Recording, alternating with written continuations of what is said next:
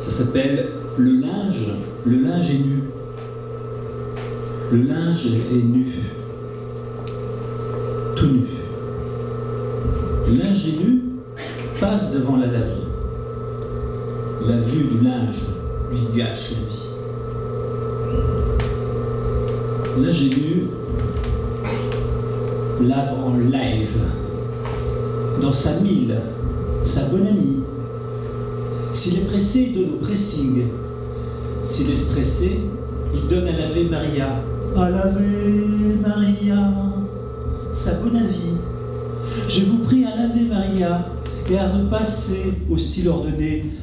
Parole d'évangile selon saint Marc, qui récure tout du sol au plafond, mais qui, comme le savant, non le savon, saint Thomas, ne lave que ce qu'il voit, tel l'idiot qui nettoie son doigt quand on lui montre sa lune à récurer.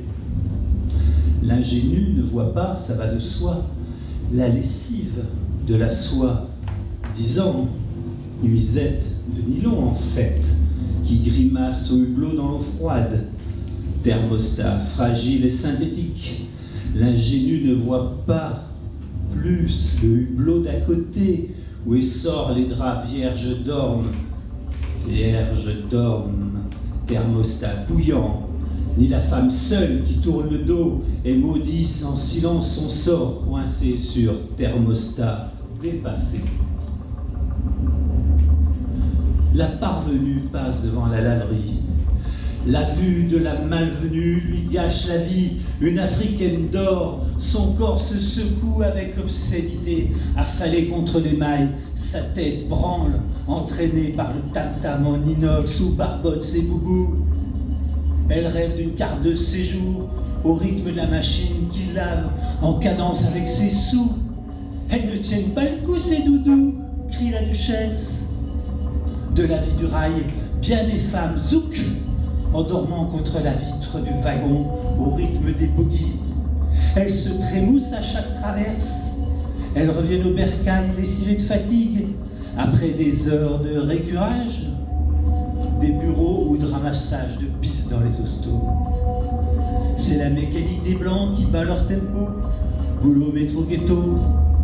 Pourtant elle sourit aussitôt, la négresse à plateau, quand elle sert le café chaud à la clinique des oiseaux, avant de faire dodo, le crâne enrubanné heurtant le carreau à chaque chaos, en rêvant d'une vie sans trajet de 50 km à vol d'oiseau.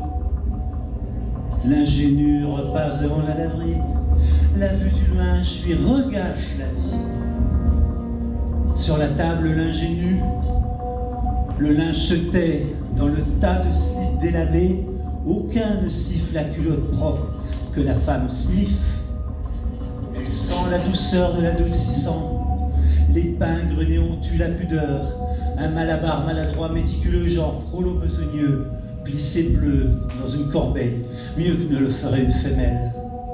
Dans son regard, lui, le mauvais sommeil, des gens qui ont un boulot et qui vivent le long des murs.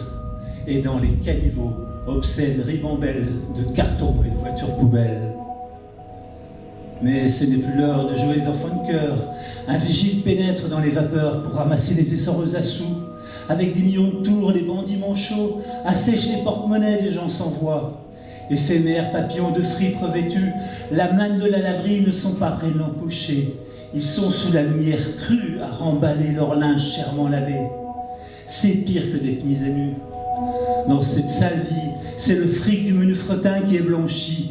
L'ingénu a vu, il se tait. Il presse le pas, car il n'a pas envie de louper. Plus belle la vie. À la télé, il n'y a pas de laverie. Il n'y a que des réalités pour laver les cervelles. Les tâches, ça part comme c'est venu.